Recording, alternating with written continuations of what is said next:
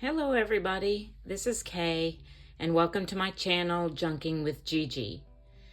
I have a playlist of a few videos that I've made in the past called What to Do with All This Brown Paper. And here are some examples of some of the things I've made. If you're interested, you might want to go check out those other videos. Little clusters here. A few different types of pockets. This is like a pocket made out of a circle, a little window pocket, a corner pocket, baggies, envelopes. This is one of the envelopes I made. So if you'd like to check those out, you might want to go back and watch those videos.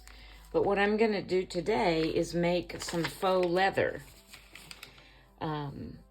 And I have some examples here of leather that I've made in the past, faux leather, that I've made in the past out of brown paper. This is a big sheet of faux black leather that I made. I haven't used it in anything yet. I'm sure I will. Here's some that I made that kind of has brown background with goldish on the top. But today, what I want to do is make some brown leather for a Bible that my brother-in-law recently brought to me that he wants me to rebind. Rebinding old books is another kind of hobby of mine, and I've done several of them, including my dad's Bible, which was a video that I made. I decided to insert a photo here of a previous Bible I had rebound for a friend of a friend that I had made some of this faux leather for. It's in pretty rough shape. He tried to hold it together with some duct tape on the spine.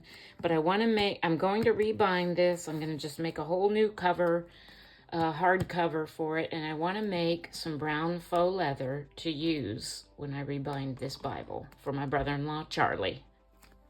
I have a pretty good sized piece of brown paper here. That I want to use for the Bible. I just made it big enough so that I had plenty of space to wrap around the covers and whatnot. So the first thing I'm going to do to get this ready to make it into faux leather is punch it up.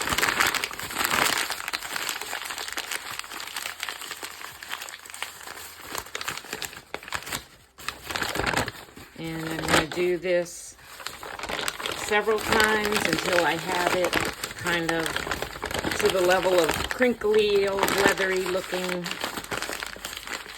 that I want.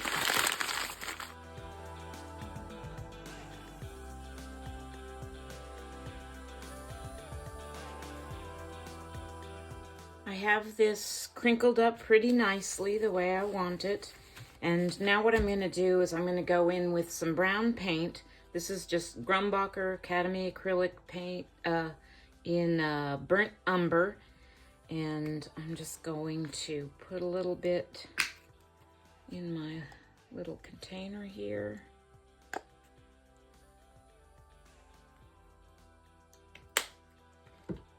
And I'm going to go in with, this is actually a glue brush, but I don't want like a solid coverage here, so I'm just going to kind of dab it off and start dabbing this onto my piece of brown paper, like so.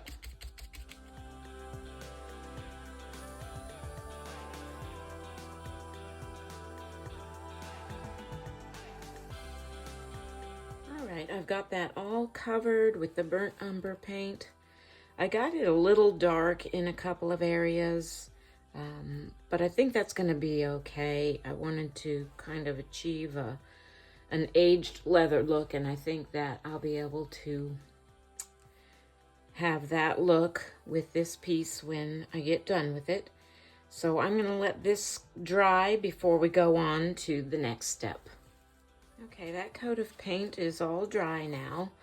The next thing I want to do is I'm going to add a little bit of this antique bronze acrylic paint. Modern Masters is the brand, and I picked this up at Hobby Lobby. I've had this for a long time. But what I want to do here is just kind of brush over it, the top a little bit, so I get some of this on the kind of the high peaks of the paper. So I'm just going to use my little piece of cloth here, a little piece of it's kind of like a paper towel-y thing, but it's a little heavier than a paper towel, and I'm gonna dip in there, but I'm gonna dab it off a little bit because I don't want it that bold on here. So I'm just gonna lightly brush over the whole surface of this.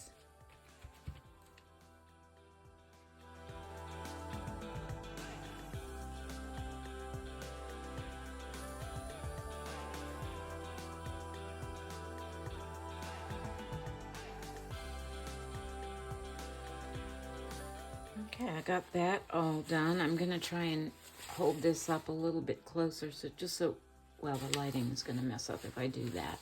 But I'm sure you can see how the bronze picked up in there on the high peaks of this crinkled brown paper. So I'm gonna take another pause now and let this dry real good, and then I'll be back. Everything's good and dry now, and so for my final layer, it's going to be this matte gel acrylic medium. Now this stuff will seal everything in. It will provide strength and durability to the paper, but still remain flexible. And when it dries, it'll be a matte finish. I'm gonna do one coat and see if that provides me with the thickness that I want in this faux leather. And then I'll see, I may end up doing more than one coat. I'm just gonna use a regular paintbrush for this and cover the whole thing.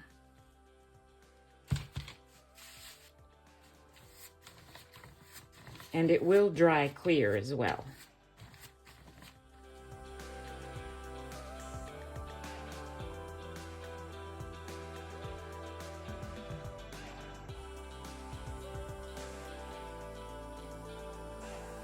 This is all coated now with the gel medium. And once again, I'm going to pause the video and let this dry completely, and then we'll go back. I'll feel it and look at it and see if I think it needs another coat.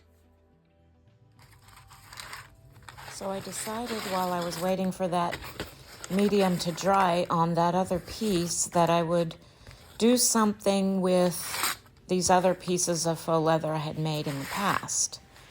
I've cut them down into different sizes. This one, I lined it with some fabric, which is what I want to do with all these pieces. So the first thing I'm going to do is choose some fabrics. I'm going to take this goldish piece first and line it with this fabric that I picked out from my stash. And all this fabric I've already had. So I'm just going to kind of lay it out here on the inside piece of this cover. Just kind of eyeball it and cut it down to size.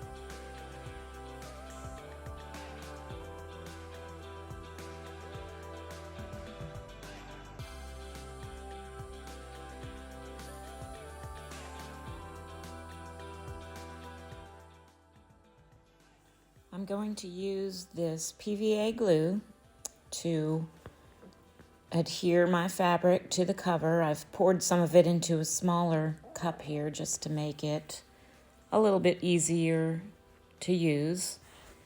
And I've got my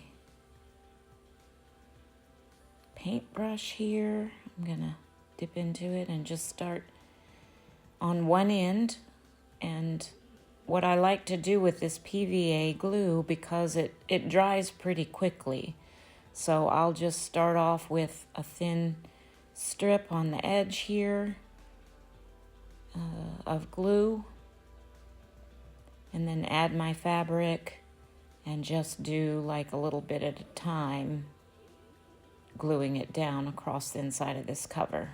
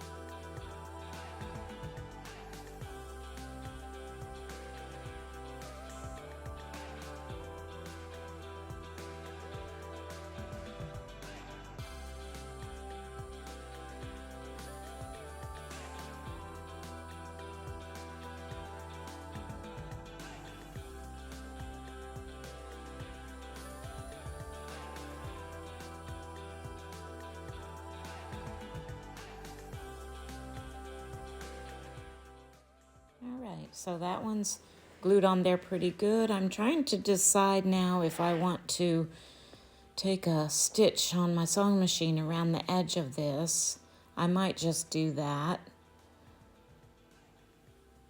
I have to trim a little bit of fabric off the edges here where it's kind of, I didn't cut it exactly right, I guess. So I'm just trimming a little bit of more fabric off the edge there.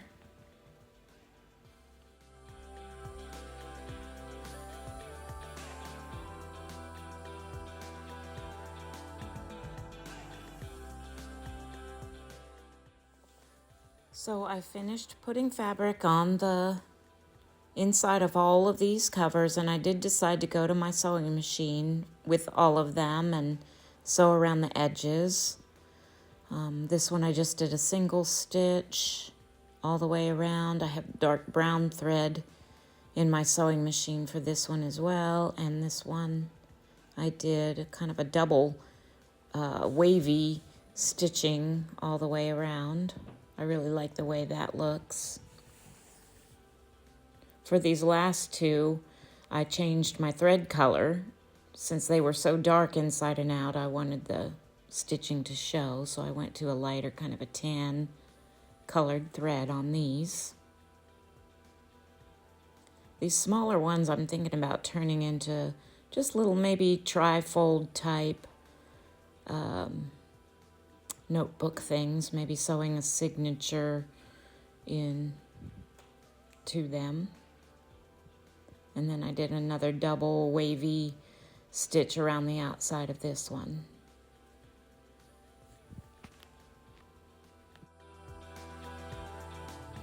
My piece of faux leather is finished. I actually ended up putting on 3 coats of that gel medium just to give it the thickness and the feel that I wanted this to have to use as a cover for Charlie's Bible.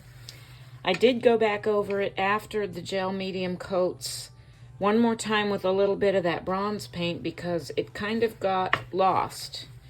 Kind of disappeared on me with that, putting that gel medium on, and I almost ruined this. I don't know if you, how well this shows up here, but I put a big smear of it accidentally on this piece. But I think it's going to be okay. I think I can use that area for the spine of the Bible when I get around to working on that, and kind of disguise it a bit with like a title spine piece.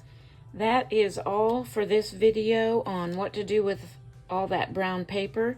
If you like what you've seen today, please feel free to go and check out my other videos on ideas for using up some of that brown paper. I have a playlist actually called, I think it's just called Brown Paper.